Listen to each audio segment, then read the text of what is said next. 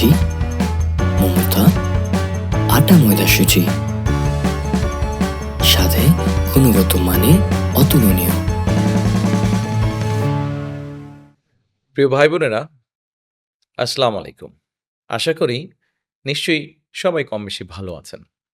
আজকে আপনাদের সামনে আমি আমার একটি বিষয় নিয়ে পরিকল্পনার কথা তুলে ধরতে চাই। এর আগে যেই বিষয়গুলি বলেছিলাম, সেই বিষয়গুলো হয়তো একটু সিরিয়াস টাইপের ছিল। আমরা কৃষি নিয়ে আলোচনা করেছি আগে। বিশেষ দিনে প্রিয়জনকে দিন সাউন্ড এক্সের হেডফোন। কৃষি নিয়ে চিন্তার কথা বলেছি।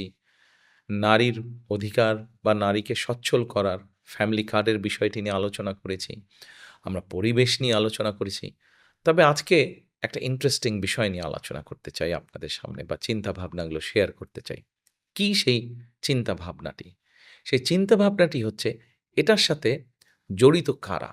নতুন যেই এখন পরিকল্পনার কথা বলব, এর সাথে কিন্তু জড়িত আমাদের যে বিশাল তরুণ সমাজ, এই তরুণ সমাজের সদস্যরা। স্কুলে যে পড়ে বাচ্চাটি, কলেজে যে পড়ে তরুণটি, অথবা যে যুবক বা যুব সমাজের যে সদস্য ইউনিভার্সিটিতে পড়ছে, তারা এর অংশ। কি সেটি? সেটি হচ্ছে স্পোর্টস, ক্রীড়া। এই ক্রীড়া নিয়ে আমাদের কিছু চিন্তা ভাবনা আছে। আমরা চাইছি একজন ছেলে বা একজন মেয়ে ডাক্তার হচ্ছে, একজন ছেলে বা একজন মেয়ে ইঞ্জিনিয়ার হচ্ছে, একজন ছেলে বা একজন মেয়ে লয়ার হচ্ছে, একজন ছেলে বা একজন মেয়ে আর্কিটেক্ট হচ্ছে। তাহলে কেন স্কুলের ছেলে বা মেয়ে, কেন কলেজের একজন ছেলে বা মেয়ে, কেন ইউনিভার্সিটির একজন ছেলে বা মেয়ে স্পোর্টসম্যান বা স্পোর্টস ওম্যান হতে পারবে না?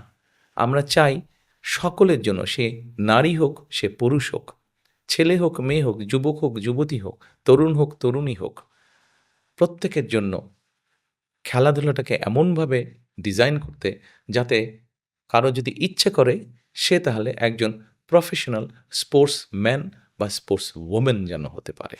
এভাবেই আমরা খেলার জগৎটাকে সুন্দর করে গড়ে তুলতে চাই। আপনাদের নিশ্চয়ই মনে আছে, শহীদ রাষ্ট্রপতি জিয়া রহমানের সময় একটি অনুষ্ঠান হয়েছিল। বাংলাদেশের শিশুদের মধ্যে থেকে প্রতিভাবান যারা, তাদেরকে বের করে আনা। ওই অনুষ্ঠানটির নাম ছিল নতুন কুড়ি। বর্তমানে নতুন কুড়িটি আবার চালু হয়েছে। আমরা এই নতুন কুড়িটির উপরে আরও জোর দিতে চাই, এই অনুষ্ঠানটির উপরে। আমাদের শিশুদের মধ্যে, আগামী দিনের ভবিষ্যৎ যারা, তাদের মধ্যে অনেক প্রতিভাবান আছে। কেউ সুন্দর গান গাইতে পারে, কেউ সুন্দর কোনো মিউজিক্যাল ইনস্ট্রুমেন্ট বাজাতে পারে, কেউ সুন্দর কবিতা আবৃত্তি করতে পারে। এই নতুন কুড়ি, এই অনুষ্ঠানটি শুধু কবিতা, গান বা কালচার বা আর্টের মধ্যে আমরা সীমাবদ্ধ রাখতে চাই না। আমরা নতুন কুড়ির মধ্যে আরেকটি অংশ চালু করতে চাই, সেটি হচ্ছে স্পোর্টস।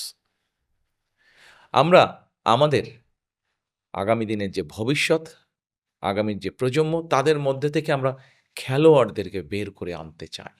আমরা আজকের যে শিশু, আজকের যে ভালো খেলোয়াড়, হয়তো একটা ছেলে বা একটা মেয়ে ভালো ফুটবল খেলে। কেন সে প্রফেশনাল খেলোয়াড় হতে পারবে না?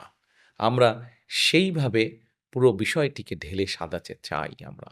এবং একজন ছেলে বা মেয়ে, সে যদি ভালো চেস খেলে, সে যদি ভালো ফুটবল খেলে, সে যদি ভালো ক্রিকেটার হয়, সে যদি ভালো অ্যাথলেট হয়, তাহলে কেন তার প্রতিভাটা বিকশিত হবে না? আমরা পুরো জিনিসটাকে এমনভাবে সাজাতে চাই, সে যেন তার ওই প্রতিভাটা বিকশিত করতে পারে। আমরা সেজন্যই স্কুল পর্যায়ে আমরা ক্লাস 4-5 থেকে আমরা যেটি করতে চাচ্ছি, যে আমরা আপনাদের অর্থাৎ জনগণের সমর্থন নিয়ে আগামীতে ইনশাল্লাহ সরকার গঠনে সক্ষম হলে, এই যে 12ই ফেব্রুয়ারির ভোট, এই ভোটে আমরা সরকার গঠন করতে পারলে, আমরা শিক্ষা ব্যবস্থার মধ্যে এই ক্রীড়াটাকে নিয়ে আসতে চাই। ক্লাস 4 বা 5 থেকে আমরা এই খেলাধুলাটাকে কম্পালসারি করে দিতে চাই। কম্পালসারি অর্থাৎ একটা বাচ্চাকে খেলতেই হবে সে যখন যাবে। সরকার থেকে আমরা কিছু খেলা, যেই খেলাগুলোতে আমাদের দেশের ছেলেমেয়েরা ভালো করতে পারে, সেই খেলাগুলোকে আমরা কম্পালসারি করে দিব। যাতে করে একটা বাচ্চা যদি ফুটবল পছন্দ করে, যদি সে ডিফেন্সে খেলে, তাহলে তাকে আমরা ওভাবেই ছোটবেলা থেকে বড় করব যাতে সে যত বড় হতে থাকবে সে ওই ডিফেন্সে খেলবে এবং সেখান থেকে সে ভালো করতে থাকবে এবং সেখান থেকে সে ভালো প্র্যাকটিস করতে পারবে। আমরা আ এইজন্য শিক্ষা প্রতিষ্ঠানগুলোতে, সারা বাংলাদেশের শিক্ষা প্রতিষ্ঠানগুলোতে আমরা ধীরে, ধীরে ক্রীড়ার শিক্ষক নিয়োগ করতে চাই। ক্রীড়া শিক্ষক, স্পোর্টস টিচার নিয়োগ করতে চাই। এই স্পোর্টস টিচাররা শুধু যে একটা সাবজেক্টের স্পোর্টস টিচার থাকবে তা না, কয়েকটি সাবজেক্ট। যদি আমরা সরকার থেকে ৫টি বা ৬টি বা ৭টি স্পোর্টসকে বাছাই করে নিই, যেগুলোতে আমাদের দেশের বাচ্চারা ভালো করতে পারে, তাহলে সেরকম ৫টি বা ৬টি বা ৭টি স্পোর্টস থাকবে, যেই স্পোর্টসের টিচারদেরকেও আমরা রাখবো। ঠিক একইভাবে আরেকটি বিষয় আমরা তৈরি করতে চাই। একবারে আমরা পারবো না, কিন্তু ধীরে, ধীরে আমরা আমাদের যে জেলাগুলো আছে, ৬৪টি জেলা আছে, এই ৬৪টা জেলায় আমরা স্পোর্টস ভিলেজ তৈরি করতে চাই। দেখি না চেষ্টা করে করা যায় কিনা? কেউ, কেউ হয়তো বলতেই পারে না, হ্যাঁ, এরকম তো বললে অনেকেই বলতে পারে। না, আমরা বলছি ৬৪টা না পারি ৩০টা পারবো। যে কটাই পারি আমরা সেটি করতে চাই। এবার আসুন, আপনাদের নিশ্চয়ই যারা খেলাধুলার সাথে আপনারা বেশি খবর রাখেন খেলাধুলার, নিশ্চয়ই আপনারা জানেন যে আমাদের দেশের সন্তানেরা অলিম্পিকে যাচ্ছে, প্যারাঅলিম্পিকেও যাচ্ছে এবং প্যারাঅলিম্পিকে কিন্তু আমাদের ছেলেমেয়েরা অনেক ভালো করছে কিন্তু।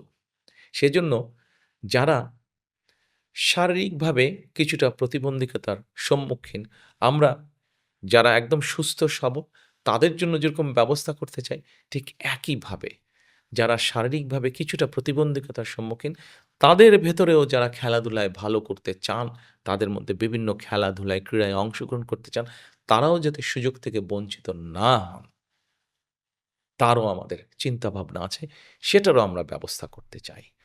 ভবিষ্যতে ইনশাল্লাহ পৃথিবীর বিভিন্ন ইন্টারন্যাশনাল স্পোর্টস ইভেন্টগুলোতে আমাদের ছেলেমেয়েরা যাবে, তারা মেডেল নিয়ে দেশে ফিরে আসবে। প্রত্যেকেই যাতে সম্মান বয়ে নিয়ে আসতে পারে দেশের জন্য, এটিই হবে আমাদের চিন্তা ভাবনা।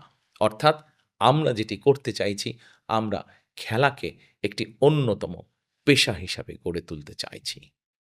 আসুন, আমরা যখন পরিকল্পনা করেছি, আমরা সবাই মিলে যদি চেষ্টা করি, ইনশাআল্লাহ তাহলে অবশ্যই অনেক ডাক্তারি পেশার পাশে, লয়ের পেশার পাশে, ইঞ্জিনিয়ারিং পেশার পাশে, আর্কিটেক্ট হিসাবে পেশার পাশে আমরা খেলাধুলোকে একটি পেশা হিসাবে গড়ে তুলতে পারবো।